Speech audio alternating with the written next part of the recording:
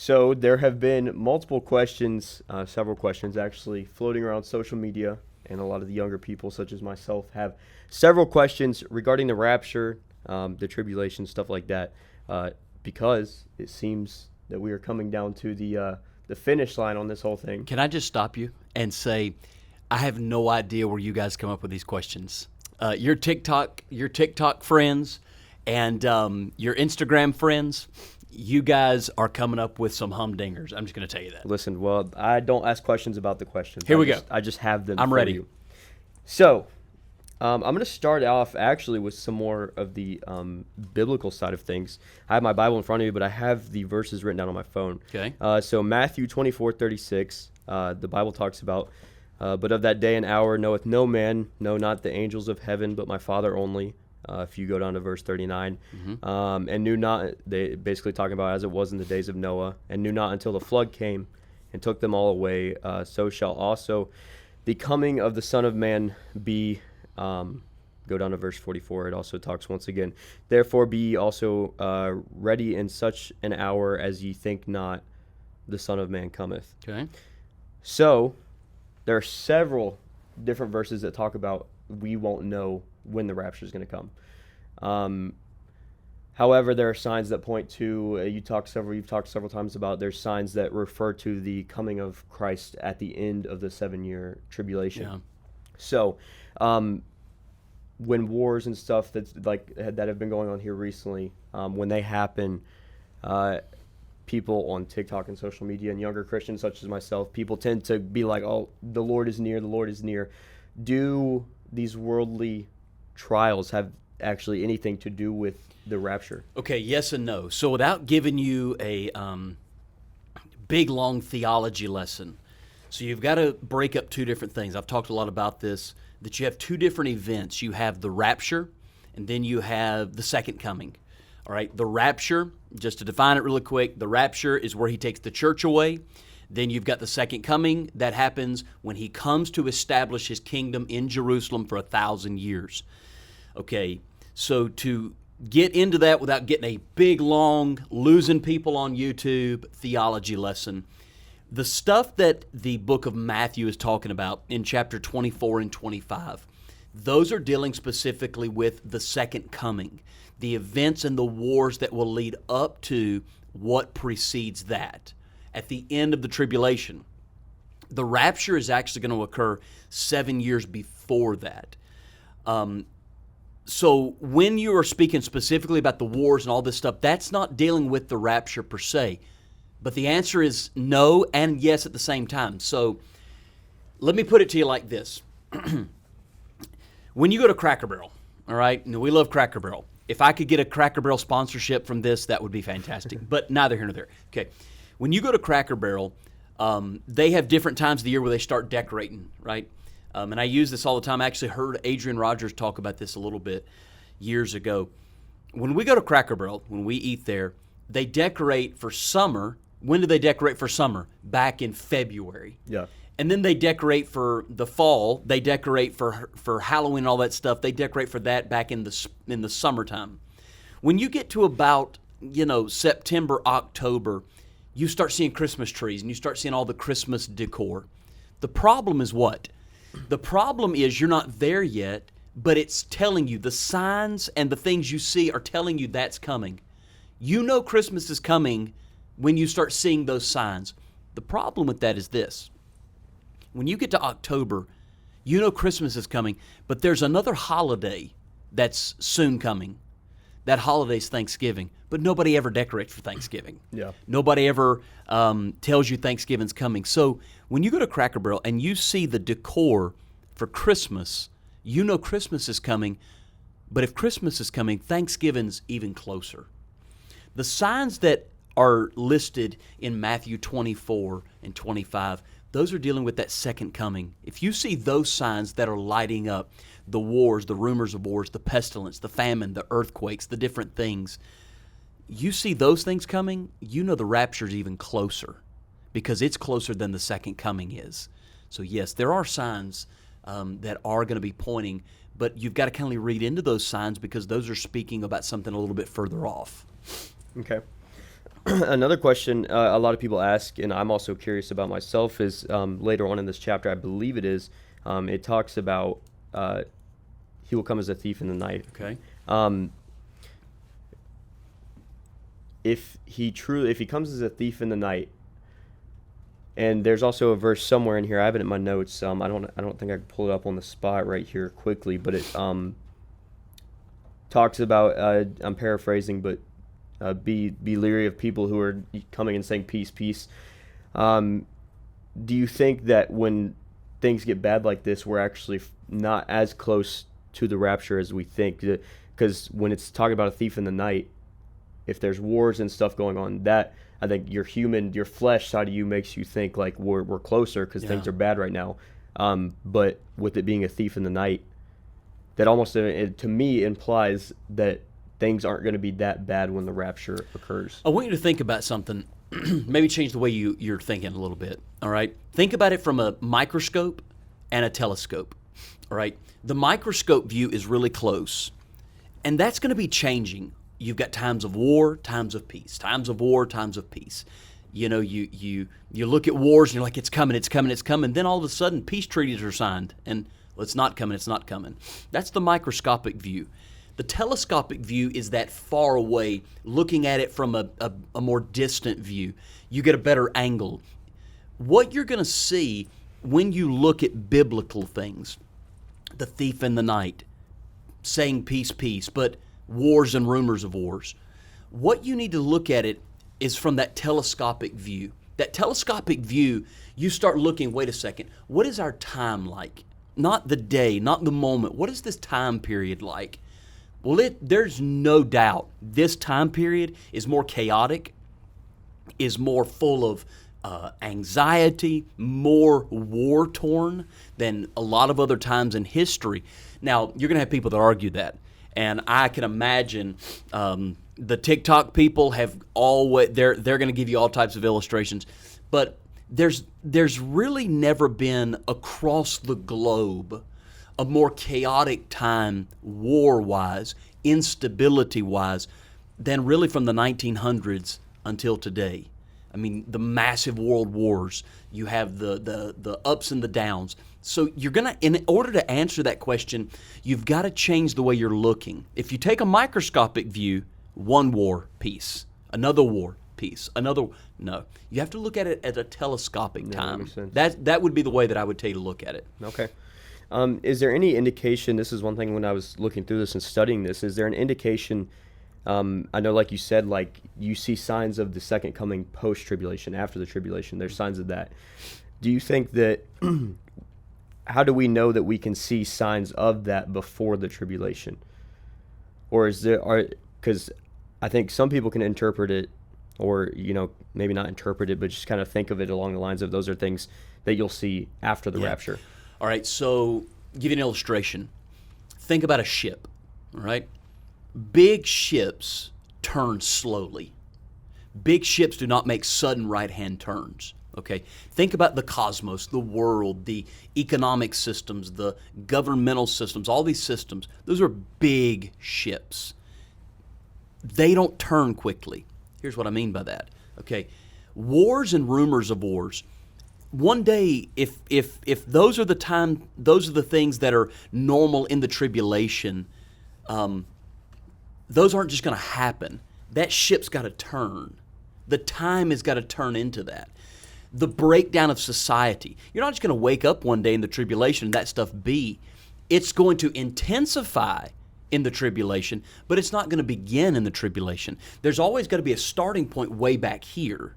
And that's what we're seeing in our time. That's our generation. That's what we're dealing with, the last days. You don't just wake up one day and say, hey, this is the last day. It's a last days. It's a time period. And we've got to turn into that. And that's what we're seeing in our day. We're leading up to what it's going to be in the tribulation. The tribulation is going to be intensified. The tribulation is going to be exploded. We're just kindly getting the little sparks, if you want to put it like that. I don't know if that makes sense. Yeah, definitely.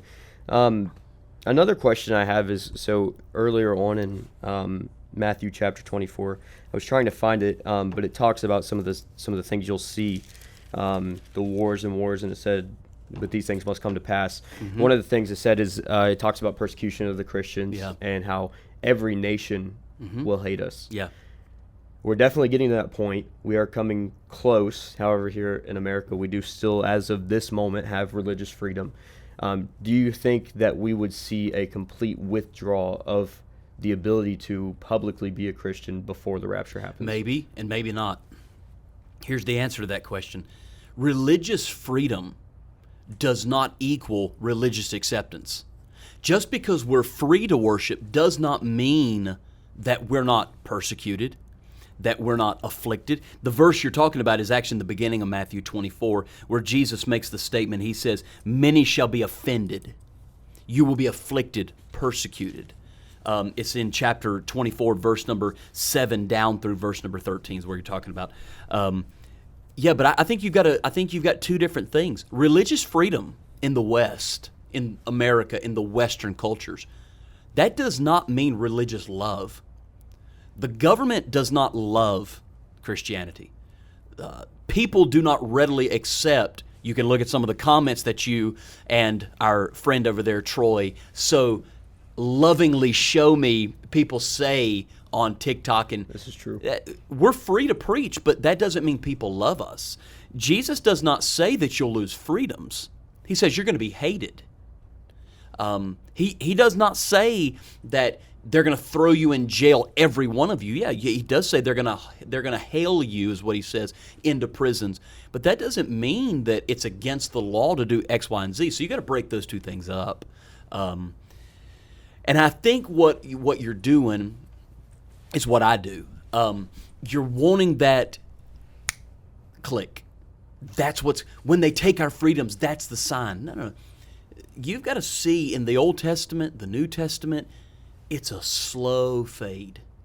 And that's where we're at today. What you're talking about and what happens, those are two different things. Religious freedom, and that's something to take away that's so important. Religious freedom does not equal religious acceptance. We're religiously free, right? Yeah. Okay. Let's stand up in the Capitol and preach a gospel sermon. You think that's going to happen? Absolutely not. Let's stand up in the White House and preach a gospel message on the lawn. That's not going to happen.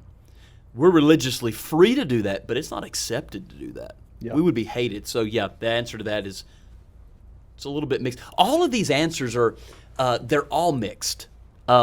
Every one of them, I think people have an understanding. They have like this mindset of what they think it's going to be. But when you get down to brass tacks, you're like, wait a second, I can see it now. That makes sense. So that would be the answer to that question. Yeah. So we've talked we talk quite a lot about the rapture. I have several questions that I come in here almost on a weekly basis. I've asked you this before, but this is a question that is popular. I've seen several people on social media mention this. Times were worse in World War II. Jews were being just mass murdered. Quality of life. There were famines in certain areas. There were, generally speaking, the world was in a lot worse shape than it is right now. Okay. Now, you and I have talked about this before, but explain why. And I know we don't get further away from the rapture, but explain why we weren't closer. Hypothetically, we weren't closer there than we are now. I think what you're trying to say is, how were the signs not more fulfilled then than they are now? And I don't know the answer to that. Yeah, it was a terrible time. It was a turbulent time. The Holocaust was absolutely unfathomably abysmal, you know. So we would not want to compare things like that, because I think that you're comparing apples and oranges, you know. That was wretched. That was awful. And so while that is not reproduced and that is not on the same scale, I think that people right now at war in Ukraine and Russia would argue with us that it's pretty bad. Yeah. You know, go down into Africa, into some of the civil wars that are going on there. I think people there would argue that it's pretty bad.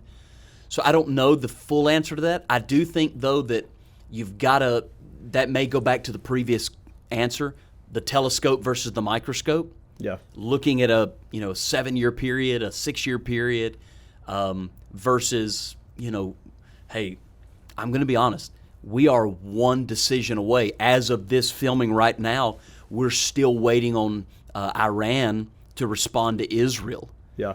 Okay, just to be frank, one thing goes wrong in that situation, and tomorrow, me and you are talking about a world war. Yeah. So I think that things can change so quickly in our day. I probably shouldn't be snapping, but you know what I'm saying. So basically, the way you're explaining this is kind of like the stock market in a way. If you look at it super close, you have some spikes that are like Right. majorly down. But if you look at it on a 20, 30-year span, That's exactly it's right. progressively going up. Yeah. Okay. And that's going to be the answer. You've got to step back. You've got to look at this thing as a whole. If you don't, you're gonna wake up today and things are gonna be great, and wake up tomorrow and things are gonna be down, and wake up to the next. No, step back and look at the whole of the picture, and you're gonna see in the whole of the picture, the last 100 years, the world has exponentially sped toward the signs of what you see in the Bible. Yeah. So I want to switch gears just a little bit here to a more of a kind of a physical side of things. Here we the go. Rapture. Yeah. You're asking good questions. I don't know if you're getting all these from online, but these people are asking great questions. It's kind of a mixture of some studying, some questions. A big question I have, this is personal. I may be the only one in the world who thinks like this. Okay. But will I be scared when the trumpet sounds? For instance, I'll give you for instance. There are times we live close to an airport, and I've lived earlier in my life close to an airport as well. And some of the plane engines sound a little different than the others, and if you hear them in a distance, they can kind of resemble. I mean, obviously, we have no idea what the trumpet sounds like, but in the past, I have been, I have that fear inside of me that's like, oh my, is this it? Like, am I about to start floating? Do you think in that moment? I know it talks about twinkling of an eye, but then there's other things like the dead in Christ will rise first. Unfathomable to think about, but do you think in that moment will we be scared? Will there be immediately an overwhelming sense of the presence of God, since I know he's always with us, but he's literally in the clouds at that point? Simple answer: no, you're not going to be scared. You're not going to be afraid. Your faith will be made sight in that moment. The culmination of everything that God has been working in your life is going to be in that moment realized. Now, you need to address it from a more natural side, though, because I know what you're saying. Now, you and I are quite a bit apart in age. I'm 38 this year. I'll be 39 on my birthday. You're in your 24? 22. 22, okay. So if I rewind back to when I was 22, just gotten married, just like you just gotten married, I had the same fears you did. When I was a kid, when I was a teenager, when I first got saved, I mean, people talk about the rapture, and I'd hear these preachers, man, they would just absolutely shout, and they would run the aisles, and they would talk about this blessed hope and the joy, and they would even say things like, you've got to pray for the Lord to come, and if you don't love the Lord's coming, you're not right with God. And it used to bother me, and I mean, because I wanted to get married. I would imagine there's a lot of people like that. They want to get married, and they, I want to have kids, and I want to have this career. Those are all natural desires. That's normal. I've told you that before. It's normal to want to have children. So your fear is probably coming more from that, what you're going to, quote, unquote, miss out on, right? Yeah. And that's normal. I felt that. I'm now 38. I've got kids that are teenagers now. I look at the world a little bit differently, and people that are going to watch this that are older, they're going to be feeling more like what I'm feeling. You get to a point in your life where you've kindly done all that. We've bought our house. We've got kids and things like that. Now we still have things we want to do, but I'm looking now at my kids. And my son is 13, and I'm looking at my son now. And when he's a baby, I want to see him grow, and because I feel like I'm in control. I'm going to be honest. I've got a 13-year-old now, and he's one choice away from jumping off the apple cart, or he could be in. Life. I'm not in control of my life, and so your life changes. A lot of the stuff you have talked about with me, and I promise you're not alone. There are thousands of people right now watching this video that feel the same way. To be honest, you're going to reach a point in your life where that thing's going to kindly turn. And now, there are parts of me, I say, even so come, Lord Jesus. Yeah. I've got family members that are facing death soon. And we've talked about this. Your grandfather just passed away. You come to a place where you don't want to face death. You're not afraid. I'm not afraid to die. But I can't say that I want to die. I would love for the Lord to come back and take me so that I don't have to go through the death process. And so you're going to change on that. So in that moment, to answer the question, I may have jumped ahead there, but to answer the question, you're not going to be afraid. In that moment, your faith is going to be made sight. So another question. So when I was young, I expressed my fear of the rapture to my mom. Okay. And one thing she told me was she talked about the verse that talks about in the twinkling of an eye. Mm-hmm. So I want to talk a little bit about that because that's a little confusing because the Bible also says the dead in Christ will rise first. Mm-hmm. So this is a twofold question. Will we see? Because this kind of leads into that question. Okay, the horns blow. I'm already feeling like physical. This is purely worldly me talking. Okay. That seems scary to me. And then especially if I look out my window and see bodies floating up in the air like that is definitely, I will be having a panic attack on my way to heaven. So how do those things coexist? How is it in a twinkling of an eye? And but yet all that stuff happens? Yeah. Yeah. Okay, good question. The answer to that is I don't know. I can only use my imagination. So I'm going to use my imagination. Here's what I'm thinking. When the Bible talks about it being the twinkling of an eye, I think there's going to be two ways that this thing happens. So we have it from our perspective, those of us that are a part of the rapture, the dead in Christ, and those that are alive and remain. I think there's the way we see it, and then I think there's the way the world sees it. Okay, think about a car accident.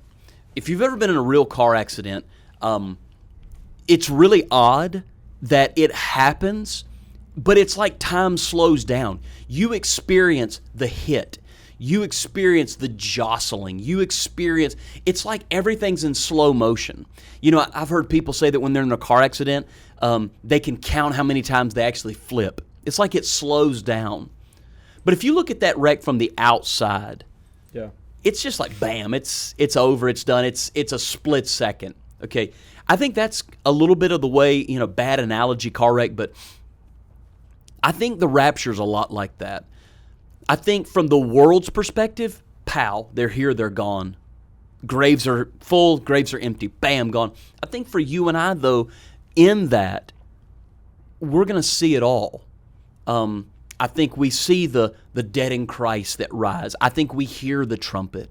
I think we recognize what's going on. I know what you're saying, you're kind of afraid, but I think we recognize it. So I think that there's the way the world sees it. We're just here and we're not here. They're there, they're gone. I'm in the car with somebody, bam, they're gone. Flying in planes, who's sitting beside me? Where'd they go? But I think for the person that is a part of the rapture, the believer, I think that we experience that. I don't know how it operates when we lose our mortal bodies and our glorified bodies are given, but it's there. It happens. I think that's probably how that happens. Why? This wasn't one of my questions, but why did the dead in Christ rise first? I don't know. Do you want a non-spiritual answer? Yes. Because they've got further to go. They got 6 more feet to go. I don't know the answer to that. That's a foolish question. That's a foolish answer. That's a good answer. Though. Yeah, they got further to go. I don't know the answer to that. They got to get on the journey faster. Yeah, maybe so. That's a non-spiritual answer. I don't know the answer to that. I would love to know some opinions on that. Yeah. Can you tell people to comment down below? Yeah, comment down below. I would love to know that. That's actually a really good question. And it may have to do with the decay of their bodies. Yeah. It may have to do with, some of them do have further to go. I don't know the answer to that. I do want to ask another question. So this is one that I personally struggle with as well. Okay. And we've talked a lot about this. I call it the Rapture hopelessness, which is maybe not a good title, but I feel like it implies what I'm saying pretty well. I'm 22 years old. Okay. Just got married. There are investments coming up or longevity things that I need to typically, like an average person in my age or the typical person in my age would be, looking for. However, I and many other people are discouraged from making things like purchasing a house or having children because seemingly, like we talked about earlier, I mean, it does say no one knows the day or the hour. Right. And I know you're not supposed to go spend all your money right before you think the rapture is going to happen. But there is a very real hopelessness that comes with it in the sense of the side of the worldly things. Pointlessness. Maybe not hopelessness, yes, but there's a pointlessness to it. Yeah, that's a better way to phrase it. For instance, I'm not really fond on getting a house because for you to see the return or the profit of what you've sown in a house, you got to be there for a long time. Well, it doesn't seem like we're going to be here for much longer. Yeah. This is a very real one that I really struggle with is with children. Okay. What happens if I have a child and he reaches the age of accountability and I'm raptured out of here? I know you can't think like this, but to my worldly side of things, it makes me feel like I'm kind of gambling on the chance of my child being enlisted into the tribulation because I was raptured out as soon as he hit the age of accountability, whatever that age is. So those are actually two different thoughts. I'll give you a word that was given to me by a mentor of mine in regards to the rapture. Because there used to be a big thing. So actually what you're struggling with is not actually a new thing. People have struggled with this a long time. There used to be a really big thing among Christians that said, Jesus is coming, therefore you don't have to plan for retirement. Unfortunately, he didn't come, and guess what happened? Yeah. Okay, so here is the line that my mentor gave me. He said, live as if Jesus is coming the next minute, but prepare as if he'll never come. I think where you're going, or what a battle would be fought and won in your mind if you thought about it like this. When the rapture comes, you're not going to care if you've left behind mansions and millions because of where you're going. You won't even think about it. Okay, so if you think about it like that, you need to live your life. Love people, invest, retirements, all those things. Make those decisions as if Christ doesn't come back. That's what that's what we do. That is what we're called to do. We're called to take care of our family. We're called to make sure that we're provide. That's really what you're doing when you're buying a home, when you're making investments, that you're doing those things. Now, Jesus is pretty clear when he says, don't lay up for yourselves treasures where moth and rust. Our goal is not to invest to become rich. When I do anything, retirement accounts, life insurance policies, or anything like that, I do it not for me. I'm doing it for my family, to make sure that my kids are taken care of, to make sure that my wife is taken care of in case something happens to me. We're not promised the next day. That's really what you're doing, though. When you're investing, Avery, you're not doing it for you to become a millionaire. Jesus is clear about that. We labor for another kingdom. Yeah. I want to take care of my family. I buy a house so that my wife and children, if something happens to me, don't have to worry. Yeah. Does that make sense? Yeah. Okay. So you work as if Christ doesn't come back, but you live your life for the kingdom, winning souls, preaching the gospel. We do all that we do now. We're trying to get out as much as we can because we know Jesus is going to come back.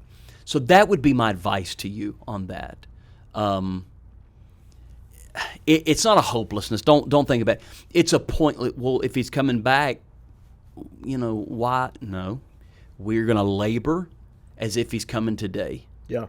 We're going to make sure we're preparing as if he never comes. That's the advice that I would give you on that. The children part, all right, the tribulation and the children part. I don't know if I have a really good spiritual answer for that other than the fact gambles are in every aspect of life. I mean, Well, why would I get married knowing that my wife could die tomorrow? Well, that's not really a. I mean, that is true. I mean, I hate to say that. Why get in my vehicle knowing I could have a car accident? That's a very fatalistic way of looking at life. Yeah. I think the bigger telescope thing of what you're battling is what we all battle at the end of the day, and that is we're not in control. Yeah. We're not. Why would I do? I'm in control now. That's a flawed way of looking at it. Like, you're really not in control. The legs could break off of these chairs that we're sitting in, or a delivery truck could come rushing through this wall and kill both of us. Yeah. We're not in control. Yeah. Live your life, though, so that your kids want to be saved.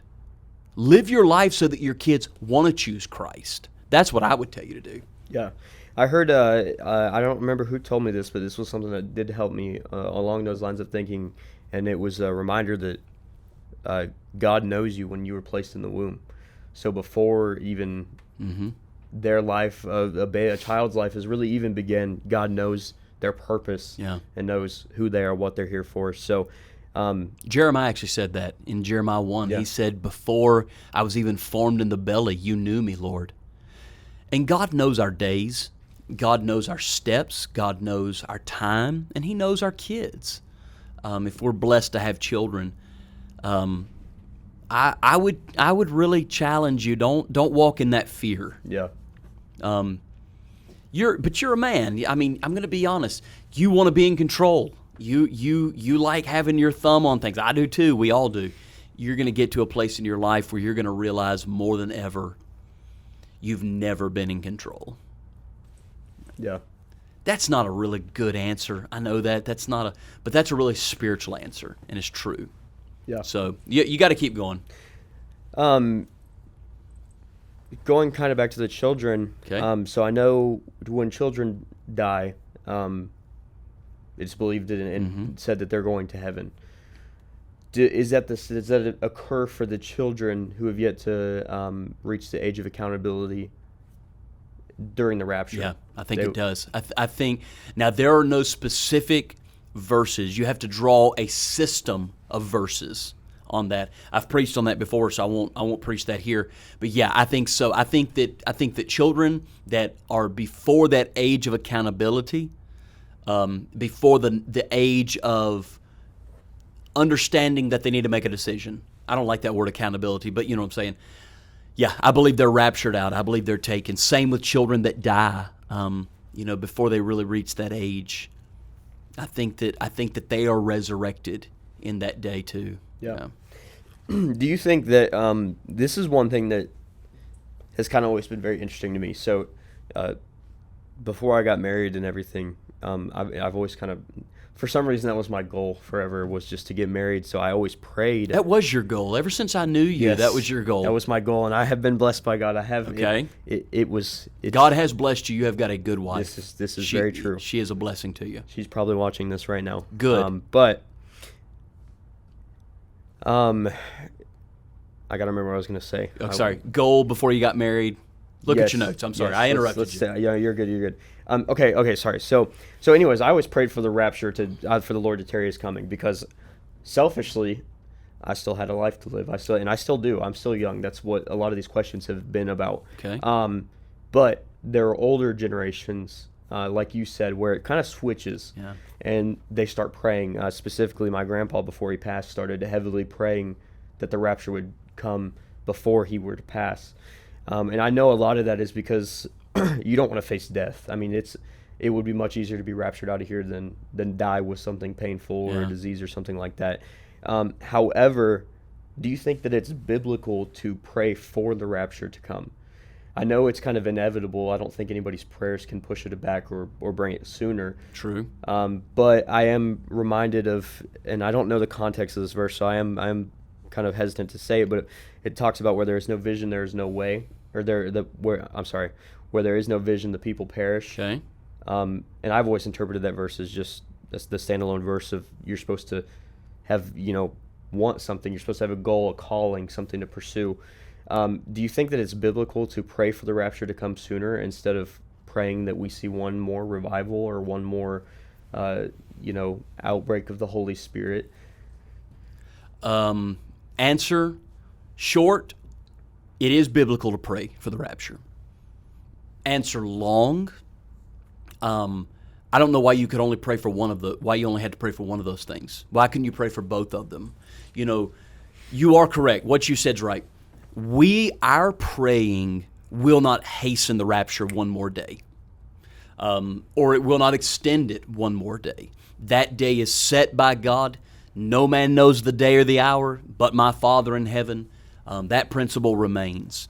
Okay, it is biblical to pray for the rapture. The Apostle Paul said in 2 Timothy that he has laid up a crown, not just for him, but for all those that love the appearing of the Lord. So there is a special reward for those that are anticipating that. John said at the end of the Revelation, he said, "Even so come, Lord Jesus." That's a prayer to God. So he's asking the Lord to come quickly. So yeah, I think it is biblical to pray. At the same time, I think we're also to pray for revival. Psalm 85, "Wilt thou not revive us again?" I don't know why you would only have to pray for one of those things. Knowing though, and I don't understand, this is going to be an aspect of God that I don't understand, nobody does, where the ability of a man to pray and change the mind of God, but yet the sovereignty of God. I don't know how those things play together. Yeah. We can't change God's mind, but yet at the same time it says that God repented himself. He changed his mind. Yeah. I had a preacher friend of mine that said it like this: God is so sovereign, God is so much in control, it doesn't give him bother to give us a choice. Yeah. I don't know how those things work, Avery. That is far higher than our minds can understand. Yeah. But yeah, I don't know why you would have to only pray for one of those things, though. Well, I would say for me, I mean, I'm once again a younger guy, and to me, I would love to see that. I would love to fight for revival. Is a bad terminology, but you understand what I'm saying. To me, it's like a good way to put it in a physical term would be you're in a war, and people have invaded your territory, and you're praying that you're able to take your territory back, but you're also praying for the war to end right now. Mm-hmm. If the war ends right now, you're losing all that territory. Well, put it in context, though. If you use the war illustration, those two people that have lost territory, this side gained it, this side lost it. Remember, they're not the ones settling the war. It's the one that's in charge, the two sides that are in charge. Okay? All right. If we are trying to take back territory for the Lord, if we're trying to see revival, quote unquote, and the Lord comes today, well, evidently God didn't want that revival to take place, right? And so there is this aspect of, again, we go back to this control thing. I'm not in control. I'm only doing what I'm supposed to do. You're only doing what you're supposed to do. So if Jesus comes back today and we don't see revival like we thought we needed to see, then guess what? We didn't need to see that. Yeah. Does that make sense? Yeah. So I think that there's that element to it. I don't know. I'm not in control. You're not in control. I don't know how you would. I don't know That's a paradox. Yeah. That's a big word, paradox. But I mean, it's a paradox. I mean, I think we do both. We labor for revival. We pray for revival. We pray for the Lord to come, as John the beloved did on the Isle of Patmos. But at the same time, we can't make revival come. We can't make Jesus come. We can't hold revival back by not. We can't hold. So there is that dichotomy, I guess is the word. I think it's just difficult. There's so many things that are not capable of understanding. And I think that's what a lot of people miss watching these TikToks. A lot of people, I think, try to understand God fully. Brother. And I've always used the phrase, now you're going to have to correct me if this is wrong, but I've always thought of it as if we understood God completely, either God would not be God, or we would also be God. I've said that 100 times. If you have a God you can fathom, you don't have a God of heaven. Yeah. You have a God of your mind. Yeah. You cannot fathom God. He is fathomless. Solomon said the heaven of heavens can't contain him. So how can you fathom him? So that's 1,000% correct. Yeah. I think we'll wrap it up here. I want to ask you one last thing just to kind of encompass everything we've talked about. Okay. There's thousands upon thousands, probably millions of people who struggle with the panic and the anxiety regarding the rapture and everything. And then you have the millions and thousands who are actively hoping for it. Yeah. What would you say for the ones, and just a closing note, that are anxious about it, throw themselves into panic attacks? Okay. What would you say to them to help? My advice would be a couple of fold. Number one, you need to address the cause of that. If you are anxious over the Lord coming because, number one, you're not right with God, if you're